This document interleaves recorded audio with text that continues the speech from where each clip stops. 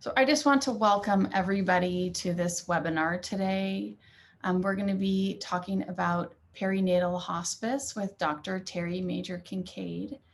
Before we get started, I just wanted to introduce myself. My name's Kylie Hanish, and I'm the founder of Return to Zero Hope. My personal experience with my first son, who was stillborn back in 2005, brought me into this work. And I'm just really passionate about bringing information to the lost community and the providers that support grieving parents. So we all just feel more empowered in these experiences that, right, in situations where we have little control, that we can have choices, even in these dark moments. So thank you for being here today, whether you're joining us live or watching a recording. We're going to cover some very important information that isn't talked about all that often. So I will go ahead and get started and just say I'm so honored to introduce Dr. Terri Major Kincaid to you.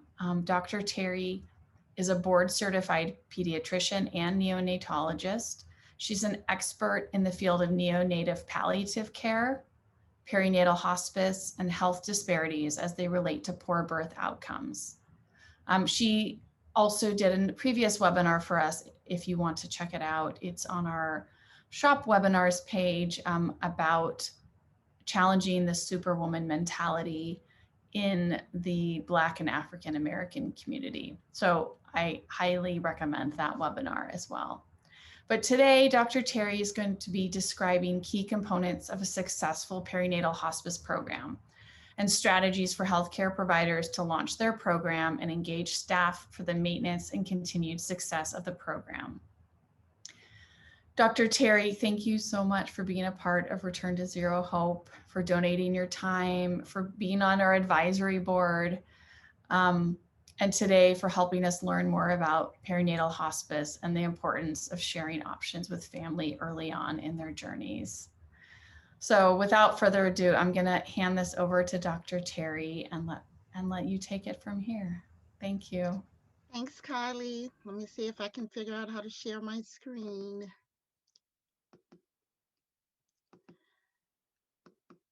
So everyone can see? Yes? Yes, Okay, I great. can see. Hi, everyone. I want to give a shout out to everyone who had a chance to enter their names in the chat and the work they're doing and just applaud you. This work is not easy. And, my heart is always warmed when I see how many people are doing this work and how this field is growing. And especially when bereaved parents, as a result of their journey, have come to this work. And I too want to extend my thoughts and condolences for your losses. So I want to thank Kylie for inviting me. I've been a fan of Kylie for quite some time.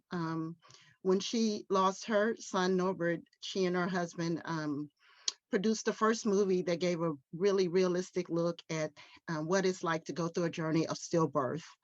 And I had a chance to go to that movie premiere at Paramount Studios. So, and that's where I first got to meet her. And I just think it's just a full circle moment for me every time I get to work with her, because when I saw that movie, I became even more passionate about this field. And so if you haven't seen the movie Return to Zero, it's a great movie and it's a great teaching tool. And I recommend everyone who's doing this work see that movie. So today we're going to talk a little bit about perinatal hospice, a road map for providers and an invitation to parents. This is intended to be a general overview with respect to launching your perinatal hospice team. I'm going to talk a little bit about some of my experiences. We're going to identify some key components. We're going to talk about why it's so important that you have a perinatal hospice team. We're going to talk about some barriers. We're going to talk about some challenges for our pediatricians and how they can help our babies who are in the community continue on their journey with respect to transition. So what is perinatal hospice? I think before we can delve into what perinatal hospice is, it's really important for us to establish what palliative care is. So often when someone mentions hospice, people think immediately actively dying, end of life, and they separate that from palliative care.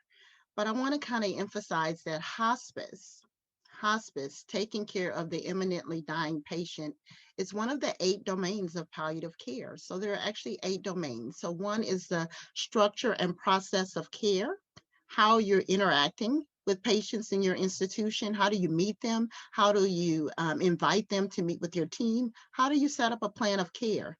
The way you do that in your hospital relates to the structure and process of care. The ethical considerations around the diagnosis for you, for the family, the imminently dying patient, spiritual aspects. What is the family's spiritual foundation, or what is their approach to issues around death and dying? What is their foundation? What is not, it may not necessarily be a religious denomination, it may just be a spiritual perspective, but you want to know that. Social aspects. Who is the support system for the family? And are they at the table for these discussions? Psychological and emotional issues. A lot of people think about that because we think about the stress, or obviously the sadness associated with some of these difficult diagnoses for families that are anticipating a birth journey very different from what they have planned for. Pain management. A lot of people limit palliative care to just pain management. And on the one hand, I'm excited to see people talking about pain management because many, well, actually not that long ago, we didn't talk about pain management a lot for kids. And even just recently, I got a question from a provider who was concerned about even, being able to give morphine to a baby who was home on hospice. And so that's a question I see commonly in the NICU too, providers that are still not comfortable providing pain management with respect to opioids. And then cultural aspects. How does the culture view death and dying? How do they view quote unquote suffering? So there are 8 domains of palliative care, of which hospice is one. But we want to understand that it is a part of a continuing spectrum. It's part of the spectrum of palliative care that you may have to address in the event that things don't go in the way you planned. So palliative care, there are many, many definitions for pediatric palliative care and neonatal palliative care, but these are some of my favorite. Palliative care is care that allows patients to live as well as possible for as long as possible, to add life to a patient's time, not just time to a patient's life. And what allows that to happen is different for different families. The World Health Organization defines it as achievement of the best quality of life and quality of dying for patients and their families. And that's a new concept, thinking about dignity in dying, thinking about allowing someone to have a good death, thinking about allowing someone to participate in those decisions. And that includes being consistent with the values of the patient and the family, which may be very different from the values of the care provider. So, what are the essential components of palliative care? And when I say palliative care, I'm including perinatal hospice as part of the end of the spectrum, and I'm going to show you that on a subsequent graph. But first, I want to just emphasize communication, communication, communication, communication. I'll just say it one more time. The earlier, the better. And so many times we're taking care of families whose babies may have life-limiting illnesses or really challenging illnesses or a chronic condition that's not responding to therapy, and we delay communication. And when we delay communication, it's a disservice to the families as well as a disservice to the healthcare team. It involves decision making. So this is joint decision making. This is not the healthcare team coming to tell the family what they are and are not going to do. This is joint decision making, the ability to make an informed decision based on the information that's presented, realistic information, but it still allows the family to make the decision. It is management of complications. We have to anticipate that complications may happen, especially in children with complex conditions. It is symptom control.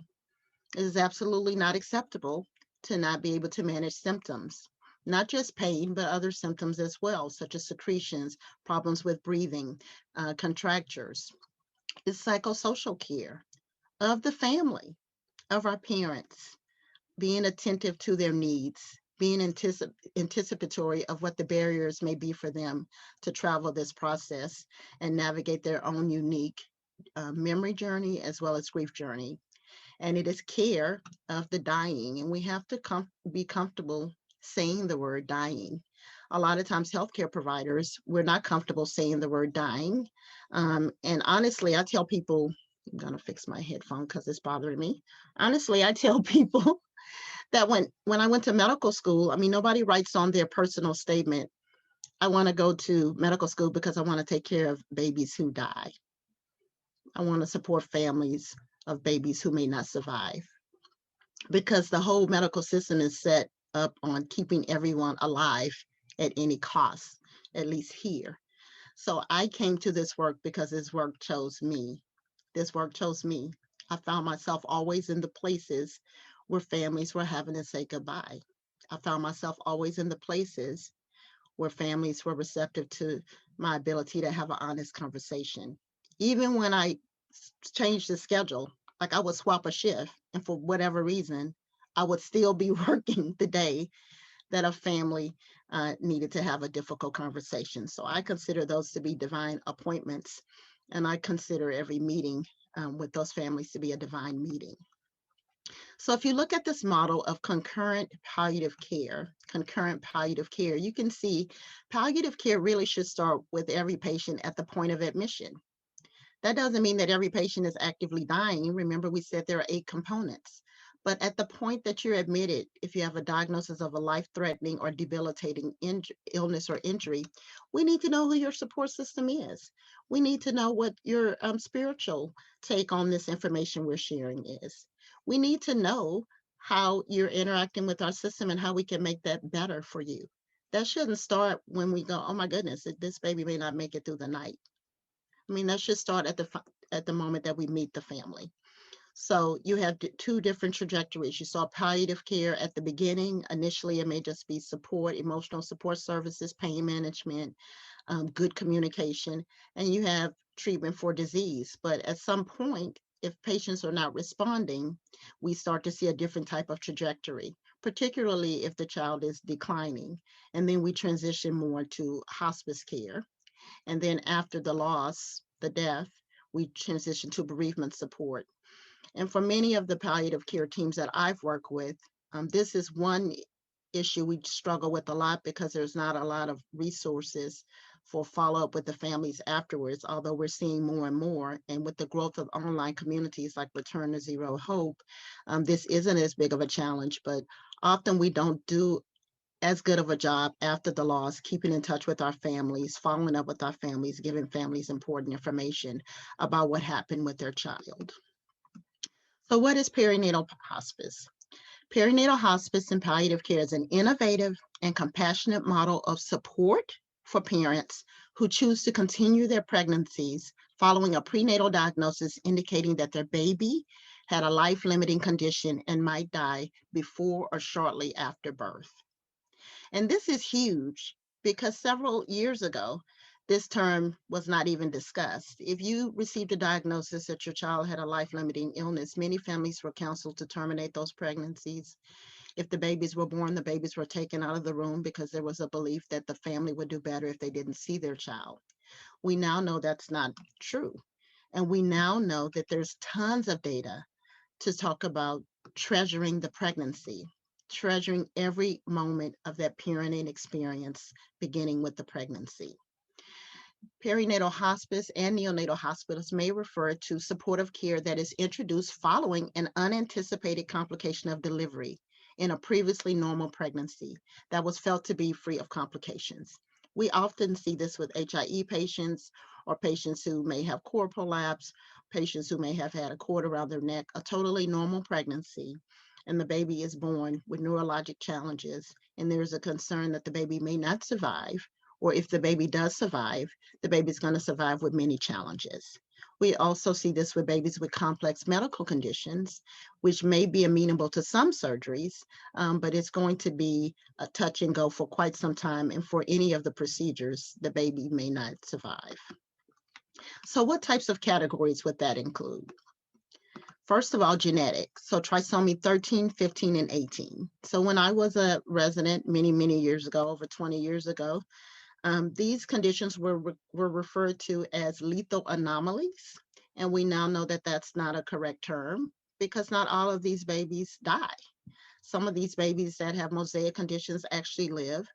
And some of these babies actually, with lots of technology, live longer than we expect and actually do more than we have previously expected. So the term lethal anomaly is going out of favor.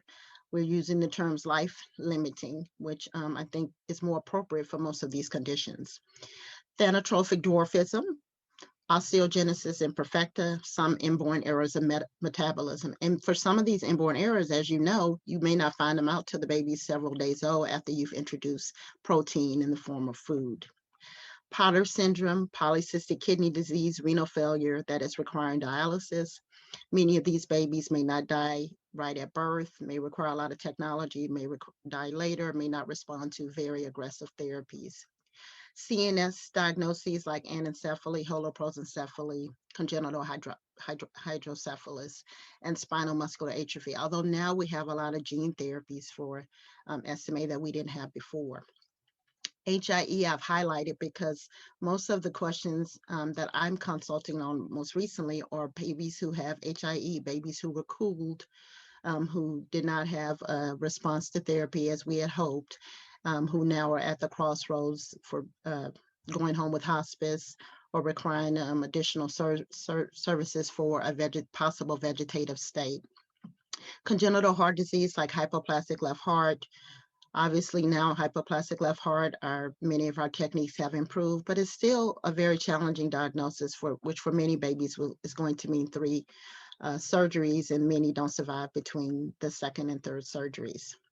And then structural defects like giant omphalocele, diaphragmatic hernia, severe hypoplastic left heart, we already talked about, and then severe conjoined twins. So these are types of infants who might be candidates. I want to emphasize, because you're on this list does not necessarily mean, hey, you are automatically going to die at delivery. And this is a problem because we often counsel families this way. And when babies actually leave the delivery room, we don't have a plan. So you want to talk about the range of scenarios. And I have even sent home babies with anencephaly and holoprosencephaly. So I personally am not attached to the idea that I know exactly what's going to happen in the delivery room for any child, and that my job is to provide a discussion about the ranges. So that's what this slide is about, particularly if we have any obstetricians or MFM in the audience, because often they meet the family first. It is important to note that even though we have data, information, images, even blood tests that confirm a life-limiting diagnosis, no one knows the exact time a child will live or die, and if a child will or will not leave the delivery room. Even babies that go home with a hospice plan in place may live much longer than many of us expect and actually transition off hospice. So I would say one thing we want to be very careful about when we have our initial meetings with families is giving them an absolute timeline. So then when they meet the perinatal palliative care team or the perinatal hospice team in the NICU, and we're asking questions about the plan for possibly beyond the delivery room, if we do leave the delivery room, the family's kind of taken off guard because nobody has actually even presented that to them. So why is it important for parents? Why is perinatal hospice important for parents? Well, one reason it's important is because there's a greater trend toward caring to term. Now, some babies do die before term. They die in utero, they are stillborn, but there is a greater trend toward caring to term. And when we're speaking with families who have decided to treasure the pregnancy and carry their child, hopefully as far as they can, you want to have a plan in place. You don't want to have the assumption that that's not going to happen. You want to have options for babies with life-threatening illness. Even if it's something where they have a high likelihood of dying in utero, what are you going to do if they do deliver? How are you going to support the family? How are you going to develop a plan with the family? We need conversation from what are we going to do until the baby dies to what are we going to do to cherish this life while the baby is here? What are we going to do to cherish the life while the baby is here? We need to have a prenatal consult with the multidisciplinary team, not just the obstetrician. We need to talk about a checklist or a wish list, which I'm going to go into more details. We need to establish goals of care, and you may not be able to do that at the first meeting because the first meeting you're trying to get an understanding of the family's understanding of the condition, their expectations, and the range of options that may be before them.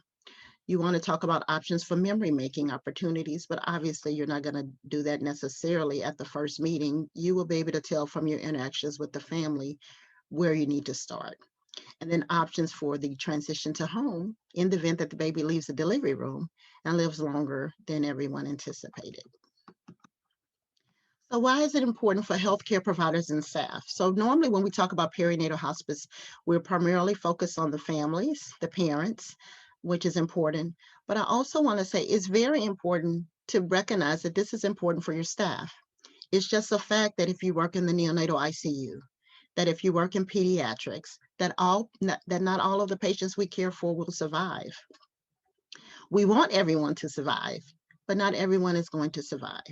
And we need to be prepared to support patients in this situation because it helps families as well as staff. And if we're not prepared, we can't support ourselves.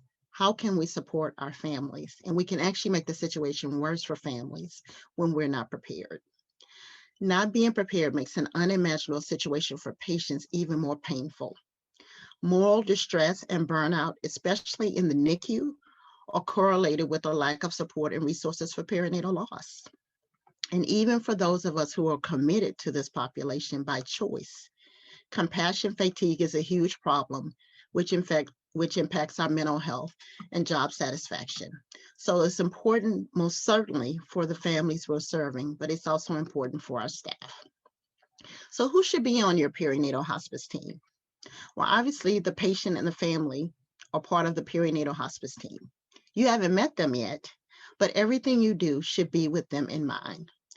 You want to have your physicians, your practitioners, the PCP who is going to be seeing the baby if the baby ultimately goes home. That person needs to be identified once you've met with the family. You need to have inpatient and outpatient team in place because what if the baby actually goes home? The nursing staff, you need to have nursing staff from all of women's services. That's labor and delivery, that's antepartum, that's postpartum, that's NICU, that's the newborn nursery. It's everyone. And once you've met with the family and developed a plan of care, you need to make sure everyone has a copy of that in case the family comes in before their due date, so that the family doesn't have to go through answers for all the questions that you've taken the time to establish. Respiratory therapists, you want them to be involved because depending on what the family decides at the time of delivery, they may want some support. Hospice doesn't mean that they choose no support at all. Some families may want oxygen. Some families may want a little blow by. Some families may not have been able to make up their mind and they want CPAP but not intubation. You need your respiratory therapist to be aware of that and be prepared to provide that. And if you haven't debriefed your staff starts to ask questions like, well, why are we doing this? I thought this baby had XYZ. And that's not helpful. You want the pharmacist to be involved. And depending on where you work, what are the pain options you have? It doesn't necessarily have to be IV medications. It can be nasal medications to be given for comfort. It's not just morphine and opioids. You may need to do something for secretions. You may just be able to do sucrose. You want to make sure that you have what I like to call your palliative care order set for drugs that already includes that scenario. You want your chaplain to be part of the team. And I know when I first started doing this work, we had a chaplain who had actually never supported a family who had experienced a loss. And the chaplain had just had a baby. The chaplain came into the room and totally broke down at seeing the baby. So your chaplains, even though they have been trained for this work, most people haven't had to watch a baby die or have seen a baby that did not survive. So you want to be sure that your chaplain's up to the task. If you have child life at your hospital, not many of us do, but if you do have child life, well, we do if you're at a children's hospital, but if you're not, you may not. You want to make sure that you understand from the family what type of sibling support needs to be in place and what type of discussions. I've had families who said, we're not going to discuss anything with the children because the baby's not supposed to survive. We don't want the children to go through that. So you need to kind of like walk the family through that and process that, especially if the children have seen the mother's belly get bigger and they know they have a sibling in there.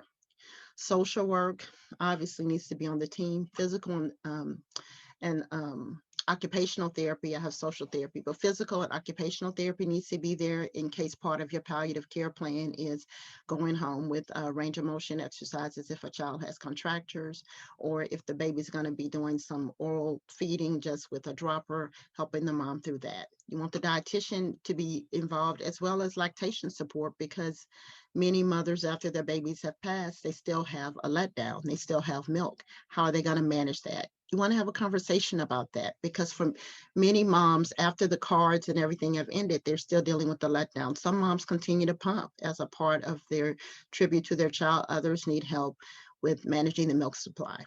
And I always feel like the unit clerk needs to be there, because when you have a baby that has abruptly changed, often we may move them to a different area. Some NICUs may have palliative care rooms or bereavement rooms.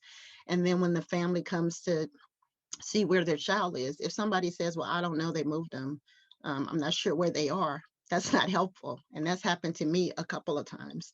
So if the family is not, if the baby's in the NICU and then the family comes back and we've moved the baby, the family needs to know that. So what are our key questions? So key questions fit in several categories.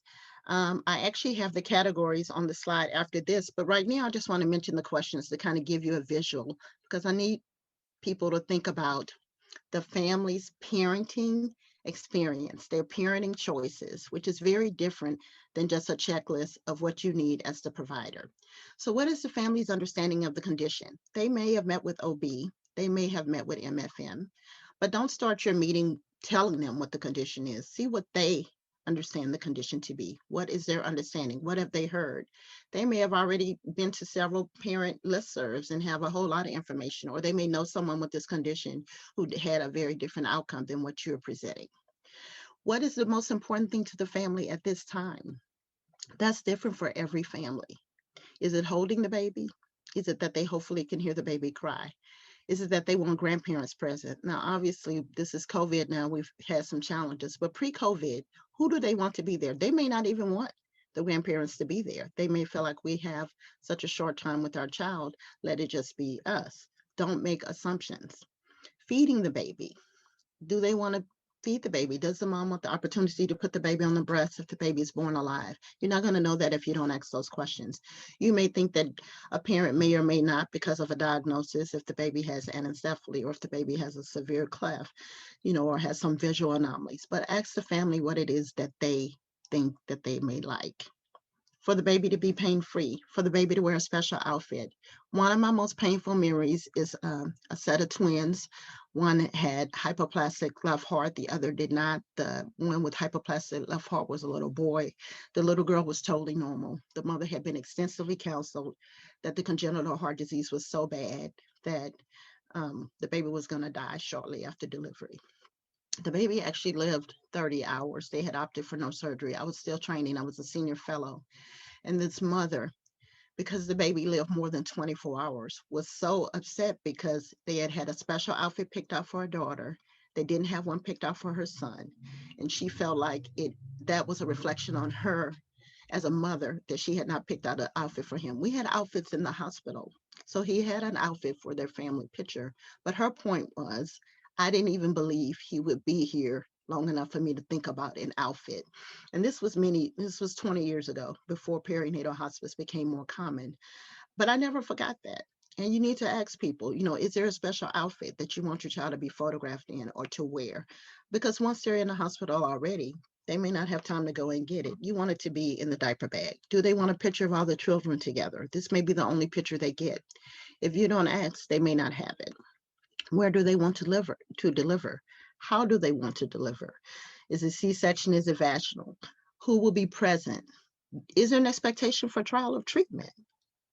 So a lot of times when we say comfort care, people think that means we're going to keep the baby warm and they're going to hold the baby. But what does that mean to the family? We need to ask them. We can't make assumptions. Is there an expectation to go home?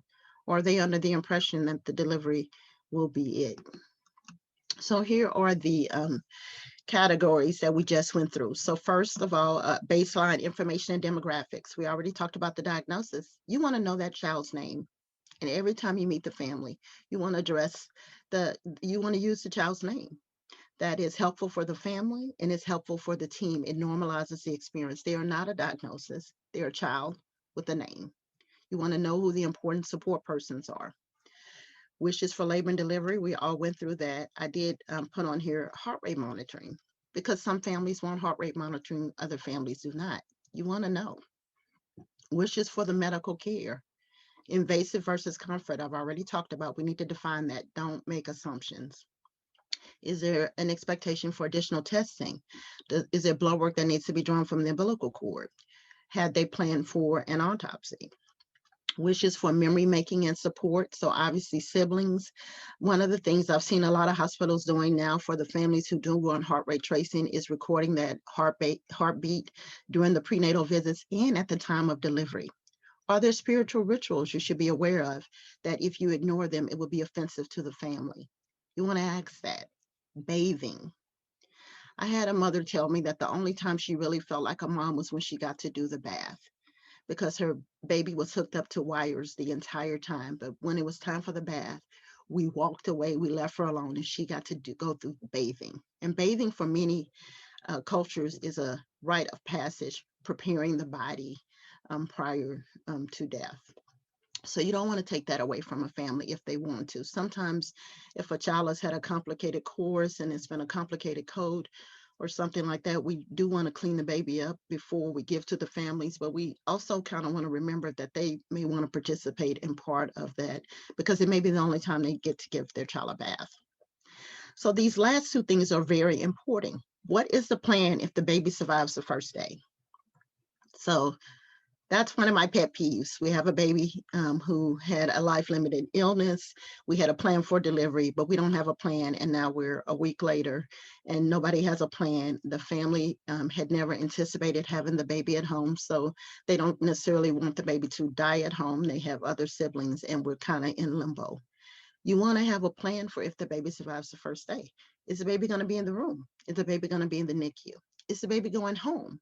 Is the hospice home care team in place? If the baby is going home, is there going to be a DNR? Is there not going to be a DNR? These are difficult questions, but it's even more difficult if you haven't taken the time to ask and you don't have a plan. What if the baby dies before discharge? What is the comfort plan? Have you talked about the funeral? Have you talked about autopsy options? Have you talked about special wishes from the family's point of view? So this is a very early brochure that I helped develop for some of our hospitals here in the Dallas-Fort Worth area, just to begin those early conversations 10, 15 years ago about, okay, what is palliative care? You're meeting us because your baby has a life limiting illness. We want to talk about options. So we are going to expect the best, but we need to prepare for a range of outcomes. And you need to kind of balance reality and hope together. I'm saying the healthcare team, not, I wouldn't use those words with the family. So I think you need to have some type of literature introducing this concept to families, especially if they've had a different conversation with the MFM or OB team. So memory making and bereavement support, many coordinators were on here. So I'm sure most of the things on this list are very familiar to you. The things I'd like to highlight are especially babies who die shortly after birth or babies who may even be stillborn. It's important for families to receive some type of document that documents that their child was here, that documents that their child was here. They want evidence that the child was here. And that's always a challenge because you can't get a birth certificate if the baby is stillborn, but we need to be able to have some type of hospital documentation with the name and the weight, the footprints, so that the family has evidence that their child was here. That's very important. And that's something if parents who have multiples, if there's a death in utero when babies are born, if it was triplets, one passed, but you delivered two. I have mothers years later who are still, concerned because they don't have anything documenting that it was a set of triplets and not twins.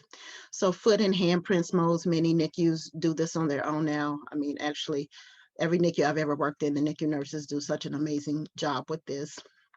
clothing and blankets, if ID bands, weighted grief bearers. There's a lot of data to show that those weighted grief bearers for mothers who have empty arm syndrome, that's very helpful. You know, coming in pregnant and leaving the hospital without your baby, your arms know that. Name bracelets, anything that has the baby's name, again, validating that the baby was here. Holiday ornaments, if that's something that the family celebrates. The Now Lay Me Down to Sleep, obviously everybody knows them, but many of the NICUs I've worked in, the staff have taken grief photography courses on their own and do quite a great job doing the grief photography. The memory box, sibling pins. I think one of the NICUs I recently worked in, they have sibling pins that say big sister, big brother, for children who are old enough to understand that their sibling did not survive. And I just love that the kids love having something saying that they were the big sister, big brother. Teddy bears with the name bracelet, grief literature, support groups, online communities, and finally, follow up, follow up, follow up. So I'm getting toward the end of the general overview for perinatal hospice in the NICU, and then I'm going to talk a little bit about pediatricians. So one of my favorite videos to get this across to healthcare providers is from Andy Smith and her husband, Todd Smith. They had a daughter named Audra who had trisomy 13, and she talked about it in her book, I Will Carry You. And her husband is a gospel singer, and he wrote a song called I Will Carry You. And to me, it summarizes everything that perinatal hospice is with respect to allowing families to treasure the pregnancy, because it may be the bulk of the moments that they have with the child. And I'm going to see if it'll play on my next video. But if it doesn't play, if you go to YouTube and go to and you type in I Will Carry You, Andy Smith, the video should come up. Can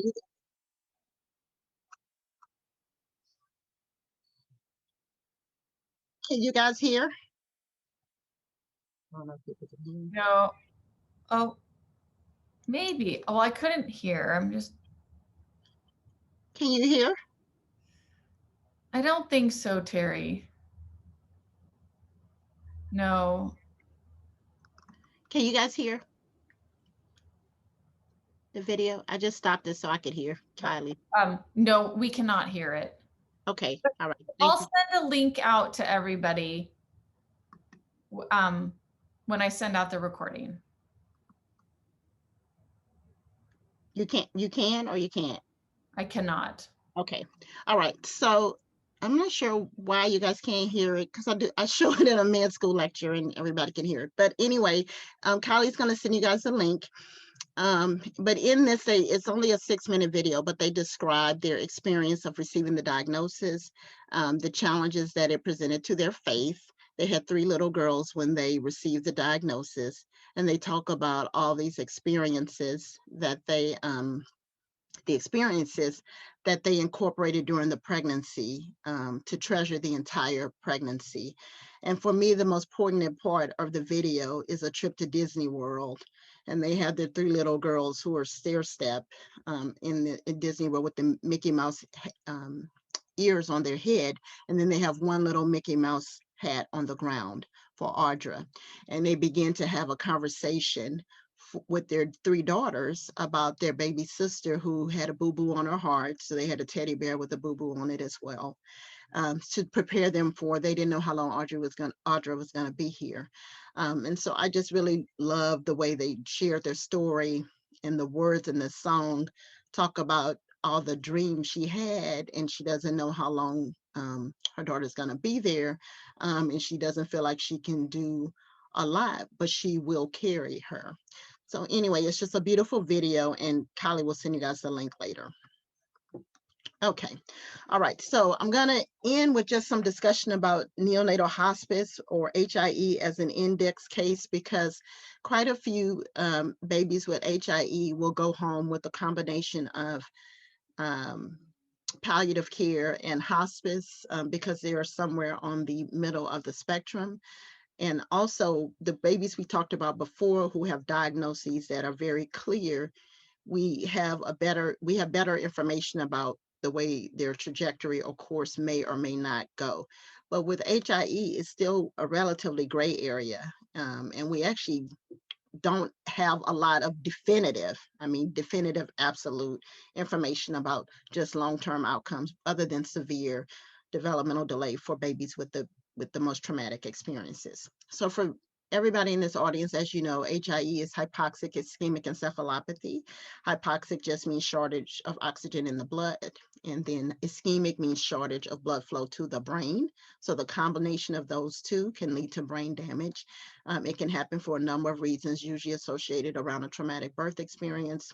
There is asphyxiation for the baby. We see a lot of acid in the blood. The babies usually have low APGARs, and some babies will have a very abnormal exam, including seizures. The treatment for HIE is cooling. So we can do therapeutic cooling for 72 hours. And that slows down metabolism. It allows less of the toxins to enter the baby's brain and hopefully prevent severe brain damage as a result of whatever happened prior to delivery. The fact that cooling is standard of care to me today just blows my mind, because I did fellowship in 97 and I was at Parkland, and we were one of the pilot studies for cooling. One of the original studies led by Dr. Abbott Lapchuk was at Parkland when I was there. And so now 2021 is pretty much standard of care for this condition.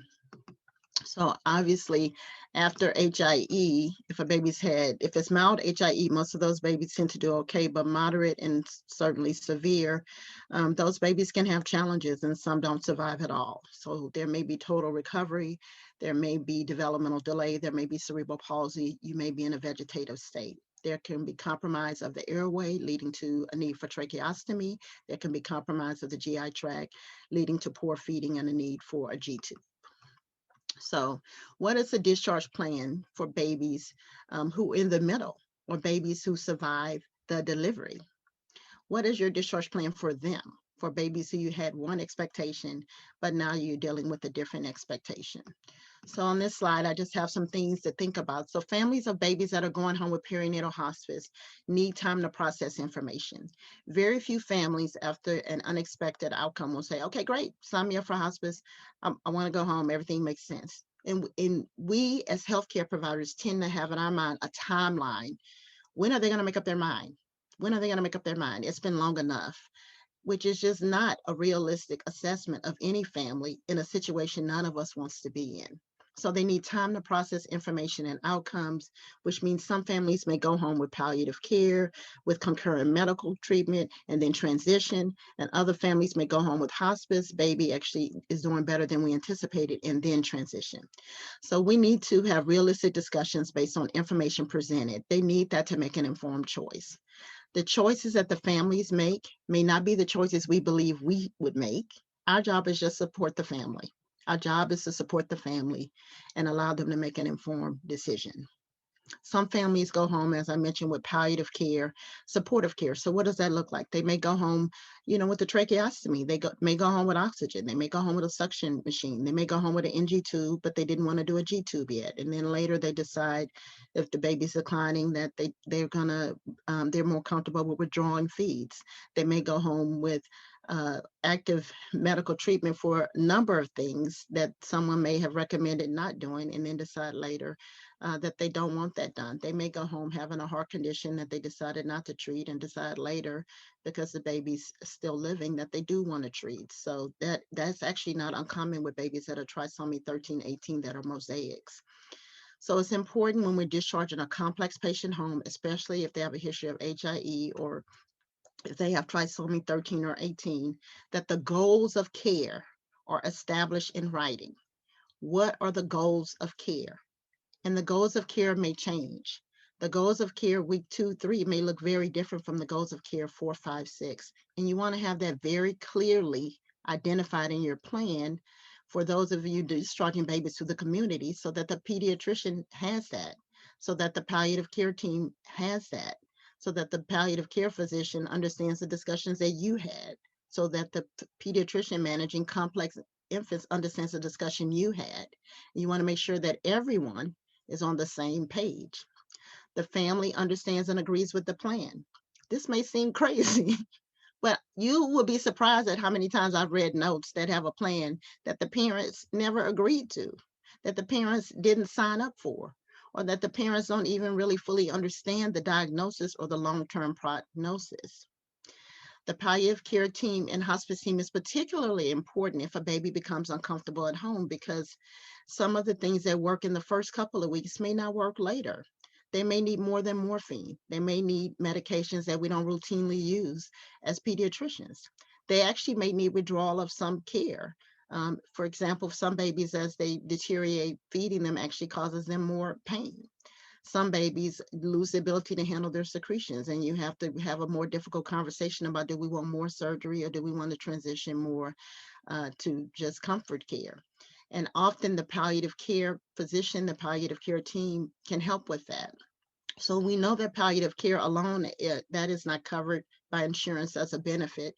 But if you refer to hospice sooner, a lot of hospice care includes palliative care, and that is covered if the child seems to be declining. But if you have someone that goes on with hospice who's actually doing better than we anticipated, actually thriving, growing, the family seems comfortable, then you can always transition from hospice and go to palliative care and move more to a model for children with complex care needs. You need a collaborative model between the hospice team and the PCP, because the PCP is in the community managing a lot of these babies who don't survive, providing who do survive and go home, and managing a lot of their primary care needs as their pediatrician. And then you need to be working collaboratively with the palliative care physician or the hospice physician, as the baby begins to decline, or if the baby declines and needs more services. It's very hard to do it separately in two different vacuums. And we've heard horror stories where the pediatrician actually has been doing a wonderful job, but then the family goes into the ER for some condition, for an illness at home, like a cold or URI, and then care is escalated beyond what the family really wanted. They just kind of felt overwhelmed with some symptoms and went in, but they didn't want the child to be intubated, or they didn't want the child to receive a lot of things that nobody asked them. So this happens when you operate in a vacuum and you're not operating in a bridge with your primary care provider. So everybody needs to be communicating, and the family most certainly needs to be clear about the goals of care. And if the goals of care are to stay home through the whole process, the family needs to have the DNR at home. So this is my map of an ideal process for palliative care teams that I adapted from Dr. Bash, who was one of my mentors at Dallas Children's. And it's one of the things that I tried to build when I was working at Dallas and Plano. So who does the PAC team see? A lot of people think about the palliative care team as only seeing prenatal consults or babies with anomalies, but I want to emphasize anybody in the ICU who's getting chronic care and not getting better needs to be managed by the palliative care team as well, because if things change or things shift, we need to have a plan in place. End of life care and bereavement. So all of those things, obviously you need a family conference to establish the goals of care, and you need a staff conference, especially if you have somebody who has been a child with chronic needs who is not doing as well, who you're transitioning, because everybody is often not on the same page. There's a lot of moral distress. You need a plan for follow-up. This is one of the things that I struggle with the most, is making sure families are getting appropriate follow-up. They're getting the resources that we've checked in. How are families doing? What can we do better? Did we have the meeting with the family about what happened with the baby? Did we get the autopsy report if there was an autopsy? I think a lot of hospitals need to do a better job with that. And then we also want to make sure we disseminate the information to everybody who was involved in the care of the child, including their PCP. So this is taken from one of your resources that I have at the very end, and it's about pediatric hospice and the community pediatrician, and just about when you actually should be thinking about hospice. So they use cancer as the index case, but I think any of those diagnoses we talked about at the beginning could be considered. So anybody with a new diagnosis of a high-risk disease, anybody whose pain management is becoming too difficult, anybody that's been readmitted to the hospitals 3 times in a 6-month period since they went home, anybody in the hospital more than 3 weeks and not improving, anybody in the ICU longer than a week. I'm not necessarily talking about preemie, but term babies who were not expected to be there. Introduction of any new technology. Remember I said they may go home with one plan and the plan may change. if there's limited social support, if you have multiple subspecialty services. So if you go home with a trach and you go home with a G tube and you go home with seizures and a central line for multiple meds, you probably need to have another team, the palliative care team supporting what you're trying to manage at home if the baby's not on hospice. Anybody with complex care needs, and anybody who's at a crossroad of making a difficult decision, which includes all the families we've talked about today. So what are our barriers as we wrap it up and open it up for questions? One, you need time to develop your team, right? So most of the places I've worked where we had palliative care teams, the providers do not get paid extra money for launching those teams. It is a labor of love that they take on in addition to all the other things that they're taking on. You have to identify your nursing champion, your parent champion, your physician champion, and you have to advocate for resources so that you have some protected time to do the job right, protected time for your social worker whose job is going to increase exponentially as a result of this. It's another meeting, and to do it well, you have to have appropriate follow-up and network across all of women's services. So you need to carve out some dedicated time. You need to identify who the nursing and physician champions are. You probably already know who they are because they've been running your bereavement team for many years already. When I first started doing this work, most of the palliative care teams were a bereavement team, and they did memory making and they sent the cards. And we've expanded now to making sure we're talking to families prior to delivery and having a plan of care and making sure everyone knows the plan of care. You have to address myths about perinatal hospice and palliative care. There are a lot of myths about perinatal hospice and palliative care. One of the biggest meaning, we don't need palliative care or hospice because the baby's not dying yet. So that's a myth, because somebody with complex needs, as we already mentioned, should have some component of palliative care introduced from the very beginning: emotional support, pain control. You want to have conversations to see where the family is. They may have questions they've been afraid to ask. A non-inclusive environment for parent autonomy. We have to give families autonomy, and we have to support the choices to carry their pregnancy to term, the choice to have some oxygen at delivery if they want. I actually once had a coworker say, well, if we give oxygen, the baby's going to live longer. Okay, well, who am I to decide at what time, the baby should pass? So we have to kind of have a conversation about why the family is asking for that and what the goal is. Maybe they're not quite on board with where we are. So anytime a family asks me for different choices, I mostly want to know what the reason is for behind that choice so I can better support them. I want to especially ensure that I'm not on a plan that they're not on. Medical therapies without options. We can offer medical therapies. Remember, we said concurrent medical therapy with palliative care. But when patients are not responding, we, the healthcare team, have to be able to introduce to the family the ability to redirect. Sometimes we get on a train and we keep going in one direction and everybody's afraid to stop. Reluctance to use adequate pain control. So just understanding that we have to be able to give adequate pain control. Giving somebody a horrible death just adds to their pain and suffering. And we know the standard of palliative care today is to make sure we manage pain control. And from most instances, we start with morphine, and we have to be okay doing that for children as well, we the providers. So I still get some pushback from some providers. And then barriers for transition to home, because we have limited pediatric resources.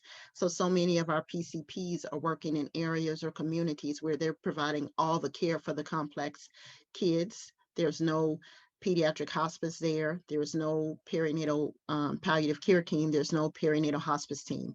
So we want to make sure that they have their resources and are connected, even if it's virtually, so that they can have additional support, because this work requires a significant investment. It's not something you can do lightly. So here are most of all the resources I discussed here. I put RTZ Hope first. If you haven't been to Kylie's website, it's an amazing website, and she has separated resources for providers as well as parents. She has a number of webinars. She has a number of brochures. And if you haven't received any of the RTZ Hope brochures for families, you can go to the website and request the demo pack for your unit at no cost, which I think is pretty amazing. If you go to the perinatalhospice.org website, they actually list on there all the NICUs and children's hospitals that have a perinatal hospice team. So you can see if one's near you, and even if one's not near you, there are value of a lot of resources there. And for those of you who identified in the chat that you were setting up a new perinatal hospice team, or you had the only one, make sure you're on that list as well. So all of these resources here talk about most of everything I covered here. And if you look at Dr. Cortez's, this just recently came out. It's an amazing guideline blueprint. She's at Cincinnati Children's, a perinatal palliative care planning as advanced care planning. It's an amazing document. The other thing I want to indicate that I didn't indicate before we take questions is I mentioned Kathy Kobler's resource, Making a Case, Creating a Perinatal Palliative Care Service Using a Perinatal Bereavement Program Model. One of the things she says in this article is we should stop saying birth plan, but say parenting plan. So I did try to change. This is something I've learned just recently in the past year, that we are creating a parenting plan. That's a much more inclusive term than just birth plan. And I really, really like that. All right, that is it. I hope that was helpful for you guys. If there are some, we're going to open up now for questions. I'm going to stop my share. Here's my contact information, and Kylie will be sending you guys the handout. All right, thank you. I'm gonna put...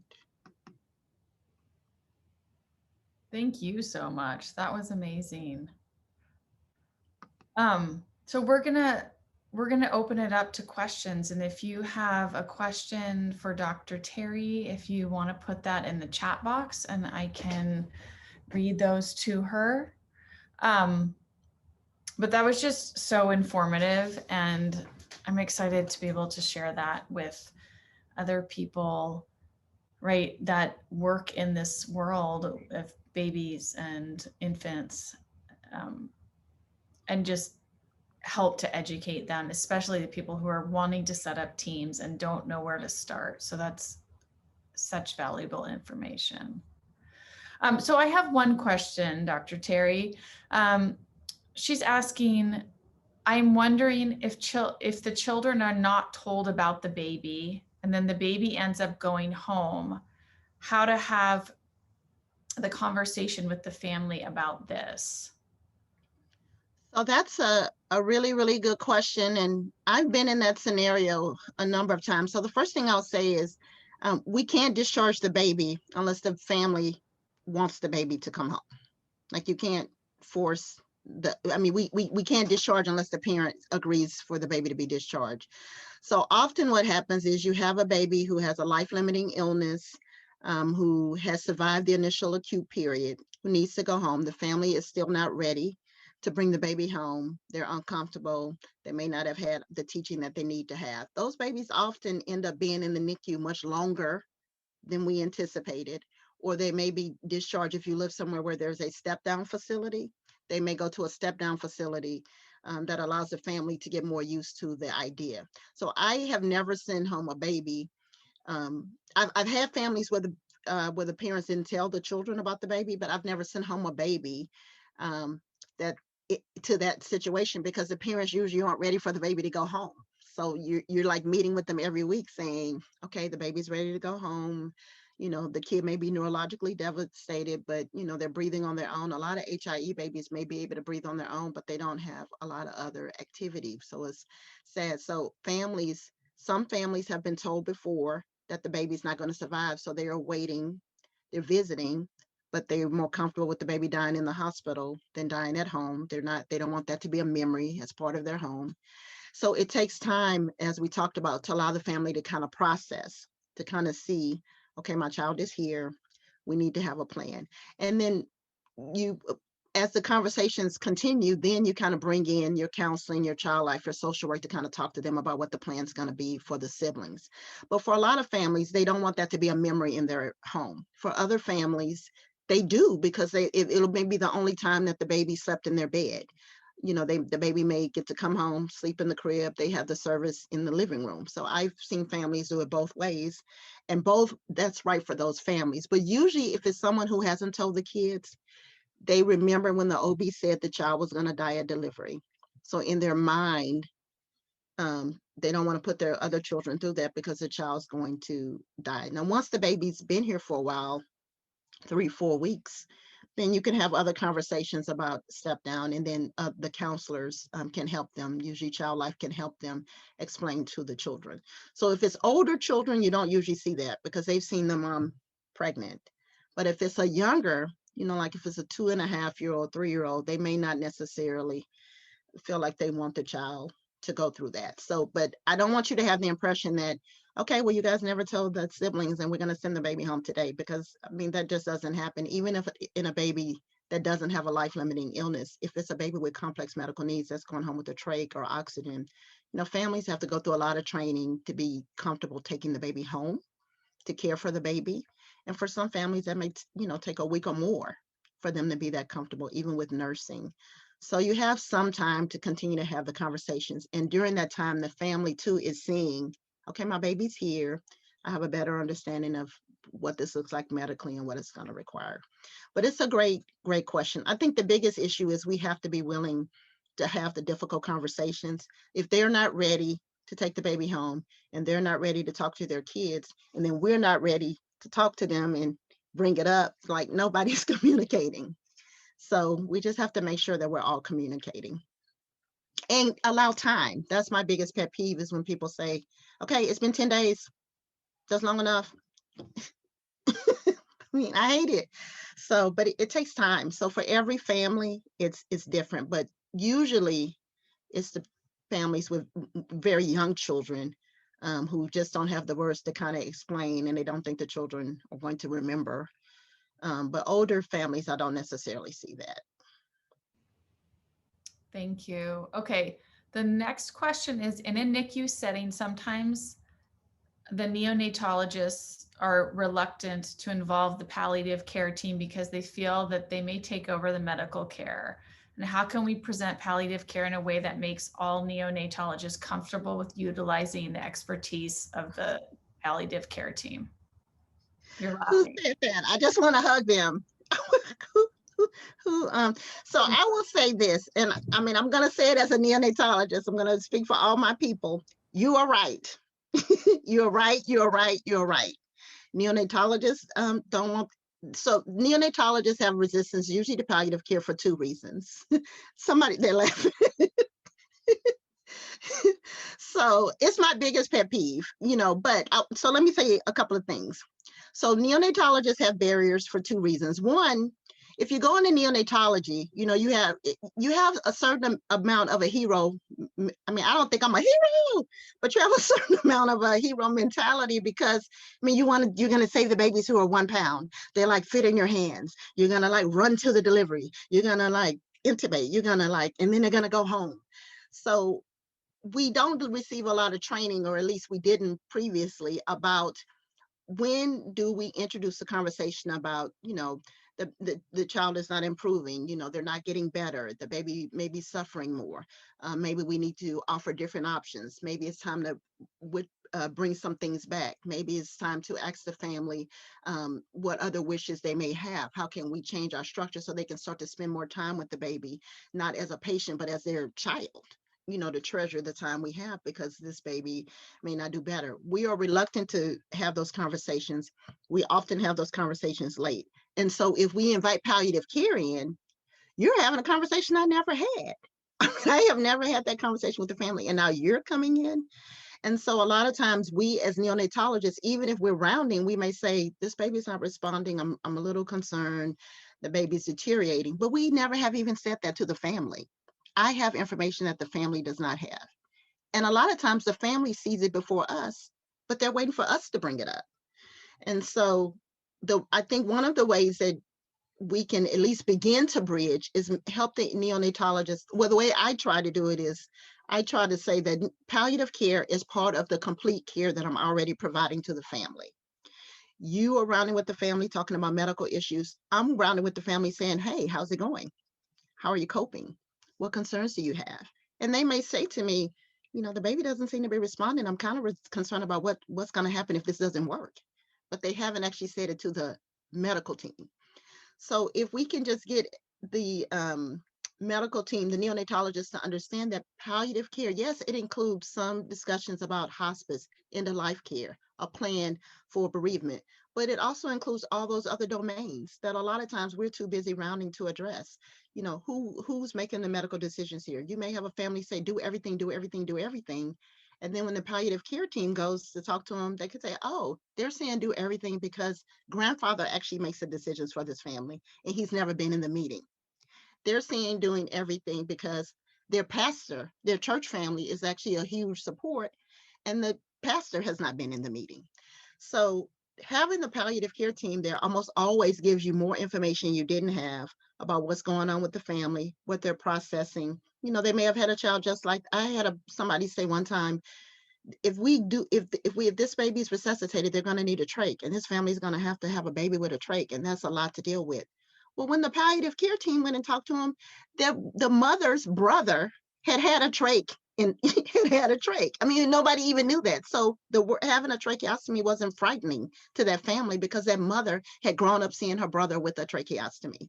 So what I'm trying to say is a lot of times families have to be vulnerable. You're in a space that they're in a space with you they never wanted to be in. They're having to have forced intimacy with you on some difficult choices, and they may not share things with you in a way they may share with someone else whose job is only to be there to support.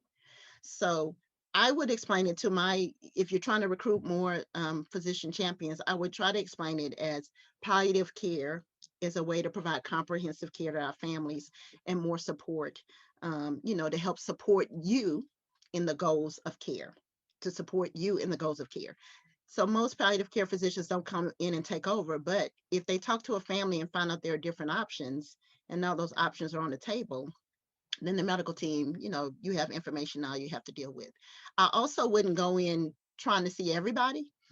I would go in trying to see the most obvious cases first, because neonatologists are very comfortable calling you with somebody who's actively dying. But once you establish how well you do that, you want to move to the more chronic cases. Every NICU has babies that are chronic, that are deteriorated, that are not getting better. You're not able to have meaningful conversations because the family has lost trust with you. There are some communication barriers. It's always nice to kind of bring in a different and just kind of see where we are. So you're right. And also, I want to say the same phenomenon, you wouldn't think so, happens with HEMONC. A lot of children's hospitals, the palliative care team has challenges sometimes getting the HEMONC team to call them before somebody's actively dying, and cardiology too. If you're a pediatric heart surgeon, I mean, you're a hero. I mean, you are operating on babies' hearts. So you are not trying to invite somebody in there who's telling you, you know, maybe the family wants to do something different. So if you look at the data for palliative care teams, the three biggest barriers for them in terms of making a change in the hospital are NICU/PICU, pediatric ICU, hematology, oncology, as well as cardiology. Just a few information. Okay, yeah. So I started just with basic grand rounds, and then I started with memory making because everybody likes memory making. It doesn't threaten the teams. And then you focus on the most obvious patients, and then you talk about the value added with respect to communication and empowering parents in choices.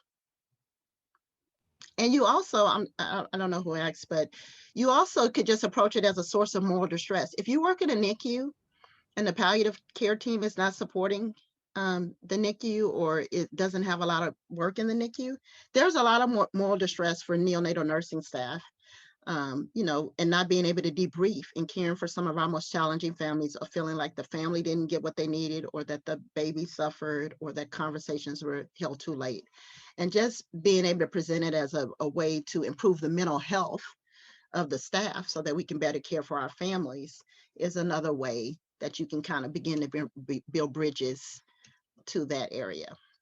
But yes, the neonatologists are the kings or queens, and it's hard to, but you can do it just a little bit at a time, a little bit at a time. I have another question that kind of dovetails into this past question. Our community hospice palliative care team has had the opportunity to do just a few informational meetings with families while at the hospital, and always seemingly right before going home. I think we can support more families if we build more trust with referring physicians, but who and how? Should we spend more time getting to know the NICU PICU teams or the palliative care teams? So a lot of hospitals don't have palliative care teams. So if they have a palliative care team, I would connect with them first because that's going to be the bridge between you and the NICU, PICU physicians. So you're right. Most people recruit the perinatal resources in the community right at discharge, and you want to be involved earlier. So if there is a palliative care team, I will reach out to the palliative care team and say, hey, we're here. We appreciate these consults we've had. We've been tracking families. Is there any way we could kind of talk about a way that we can meet the families earlier? We found that when we meet families earlier, it's a better experience for the family, and that's kind of what we want to provide. And I don't know what that would look like. It may look like a quarterly check-in. It may look like if they have a palliative care team meeting monthly, one of the representatives from your group is there. We've had a couple of my palliative care team. We had people from uh, who were providing bereavement resources in the community come to our meeting, and that was great because a lot of times you don't even realize the resources that are in the community, and we allowed them to talk and say, hey, this is what I offer, this is how it works. So if they have a palliative care team that meets monthly, most meet monthly, some quarterly, invite, see if you can come to one of their meetings and present what you guys offer and the best way to contact you. If you don't have a palliative care team, then I would reach out to the manager for the NICU to let them know that you would like to provide a lunch and learn or a grand rounds for the staff there about what you provide. And if we're still in COVID, you can even do it virtually. So I think that those are two good ways, because a lot of times you don't know. I'm learning something every week, literally, about a service that was in, I've been doing this 20 years, and I'm learning something every week about a service that was here that I didn't even know, that I couldn't even refer. I just found out about a psychologist for mothers experienced loss who is here in Dallas. I'm like, I think about all the mothers that could have been, so a lot of times people don't know what you offer. I think if they're calling you at the end, that's a win, because some people don't get called at all. But if they have a palliative care team, see if you can possibly present, a presentation, not an hour, but maybe just a 15-minute overview of what your organization offers and how you can connect with them. And then if you don't have that, I will reach out to the manager to see if you could provide a lunch and learn, about the service you offer. Thank you. Does anyone else have any questions? We have time for another one or two questions if you have one.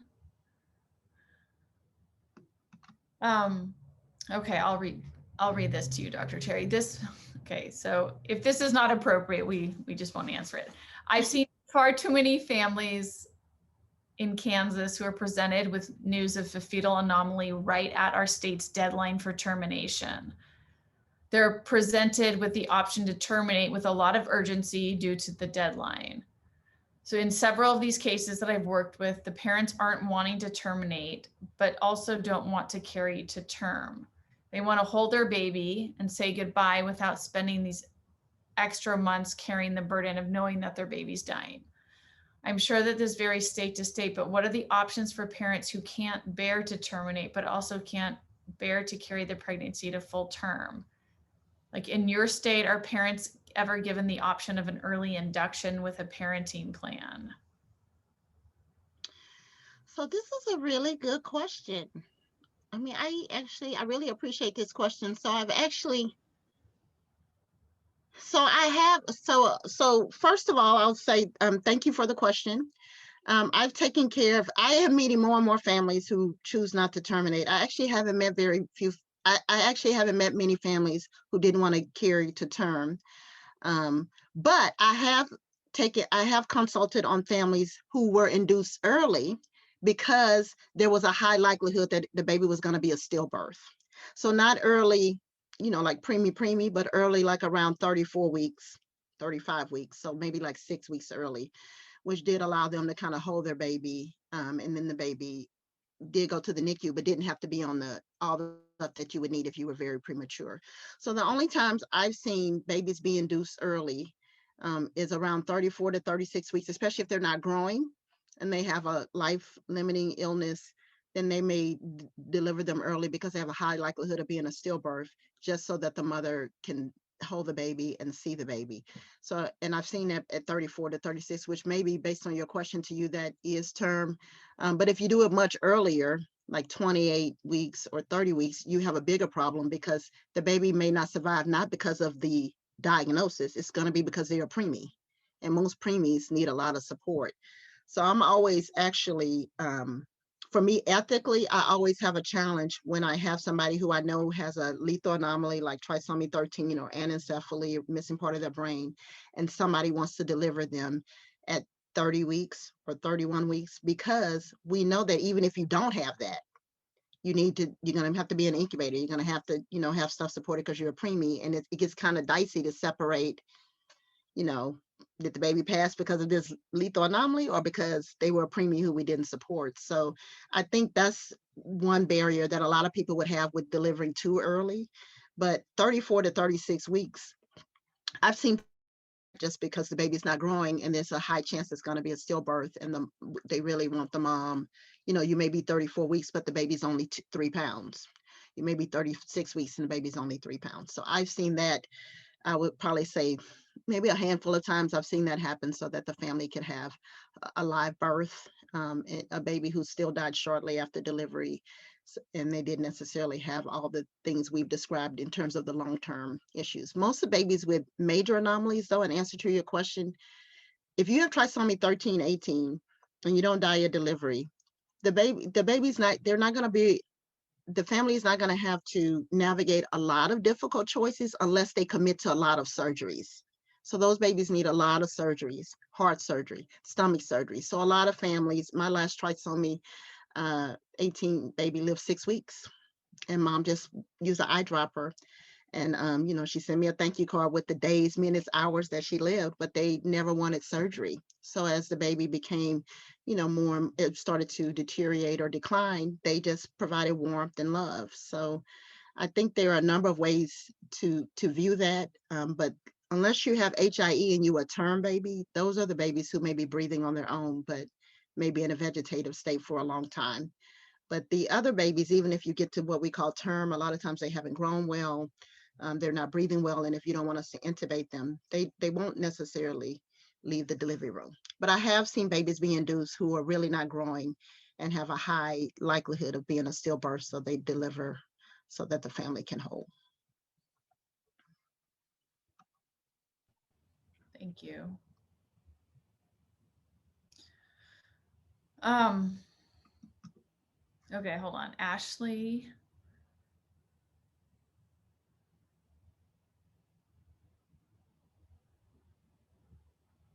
Yeah, okay. So Grief retreat. grief retreat for any type of child loss in Missouri. Um, Ashley, you can share that with, if you'd like, just to the attendees as well as just us. That's okay. And I want to say too that I see a couple of bereaved parents saying this was helpful, and I just want to say I'm glad it was helpful because, these are difficult conversations. And I mean, that means a lot to me if a family found this helpful or empowered, even with the journey that they've already had to go through. Yeah.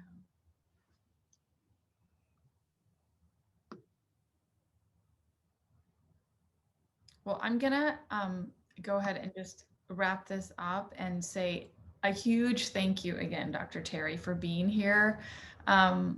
She's going on a what is it called? Yes, to everybody in the audience, you're welcome, Aubrey.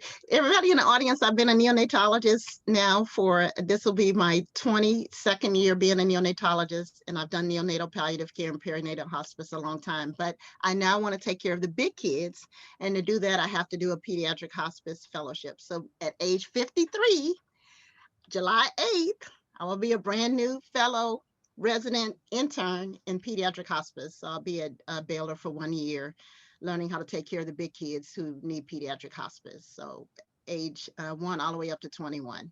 So wish me luck.